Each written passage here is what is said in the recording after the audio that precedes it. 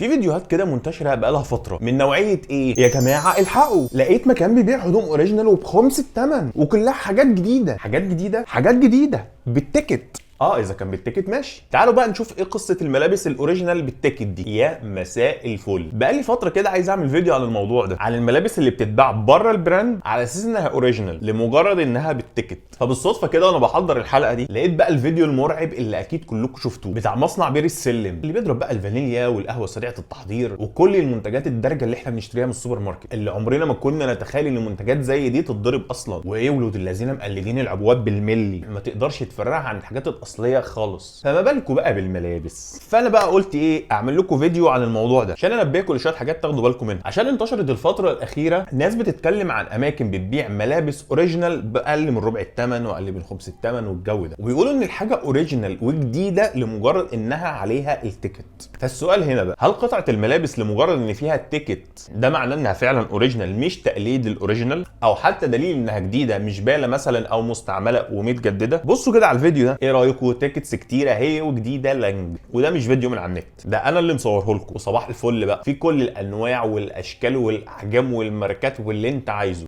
في اماكن متخصصه لكده تطبع لك اي حاجه باي شكل باي حجم انت عايزه. انا بس صورت لكم جزء بسيط من اللي بيتباع، واللي شغالين في الملابس او الماركات بيبقوا عارفين الاماكن دي. ايوه يعني يا مصطفى برضو عايز تقول ايه؟ هل معنى كده يعني ان كل الاماكن اللي بتبيع ملابس اوريجينال بره البراند هم كده يعني بيضحكوا علينا ودي حاجات مش اوريجينال او مش حاجات جديده حتى؟ طبعا ماليش ان انا اقول كده خالص، ولا قصدي اتريق على البلوجرز او الناس اللي بتطلع تعمل فيديوهات او اعلانات للاماكن دي، الناس كلها فوق دماغي ولا بكدب حد، بس انا بتكلم في نقطه واحده تحديدا. مش معنى ان الحاجه موجود عليها تيكت يبقى معنى كده انها مش باله او مستعمله او حتى مش تقليد للاوريجينال. عادي جدا، في مصانع كتير جدا بتقلد نفس الحاجات اللي موجوده في البراندز وبيتلزق عليها ليبلز باسم البراند عادي جدا، بس كتير منهم للامانه بيبيعها على اساس ان هي ميرور اوريجينال، يعني تقليد الاوريجينال، مش بيضحكوا مثلا على حد انها اوريجينال شبه الاوريجينال جدا، خامه محترمه والسعر فعلا بيبقى اقل من ربع الثمن. ان شاء الله هعمل لكم حلقه اجيب لكم فيها حاجات زي كده. فلو انت مش مشترك في القناه ولا عملت فولو هيفوتك الفيديو. وقبل برضه ما اصور لكم الحلقه صورت لكم شويه حاجات كده من عندي، الليبلز هي مكتوب عليها زارا وحاجات اخر حلاوه وبغلاوتكم، ولا هي من زارا ولا عدت جنب زارا حتى. ان شاء الله برضه هجيب لكم اماكن بتبيع النظارات الميرور اوريجينال مش بس بناطيل وملابس. شوف برضه لسه ما عملتش اشتراك ولا فولو هيفوتك الفيديوهات الجايه، انت حر. المهم بقى، عايز نلخص اللي احنا قلناه. مش هدف الفيديو التشكيك في حد، ولا الهدف ان انت يجي لك وسواس بقى من كل حاجه هتشتريها. الفكره بس اني بنورك وبفهمك عشان الواحد ما يبقاش ساذج او يضحك عليه بسهوله، لان مثلا في حاجات احنا بيتنصب علينا فيها غصب عننا، زي موضوع قهوه سريعه التحضير والفانيليا والحاجات اللي بتتضرب اللي في السوبر ماركت ده اللي انا قلت لكم عليه في اول الحلقه. انما في نفس الوقت في ناس بتتفنن ازاي يتنصب عليها، ويمكن انا اتكلمت في الموضوع ده على حلقه عن الاحذيه تحديدا، ان في ناس بتبعت لي يروح يشتري كوتش من بره البراند مثلا بحوالي 300 جنيه وهو مفكر ان ده اوريجينال، مع ان سعر الكوتش الاوريجينال في البراند ممكن يكون معدي ال 5000 جنيه. تلاقيه مصمم ان الكوتش ابو 300 جنيه ده اوريجينال، بتفهم فيه يا ابن الحلال ازاي بالسعر ده وهيبقى اوريجينال؟ يقول لك اصل ملزوق عليها باركود. فدي ناس بتدور على حد ينصب عليها بمنكاش. وعموما برضه هسيب لكم اللينك بتاع الحلقتين دول في اول تعليق.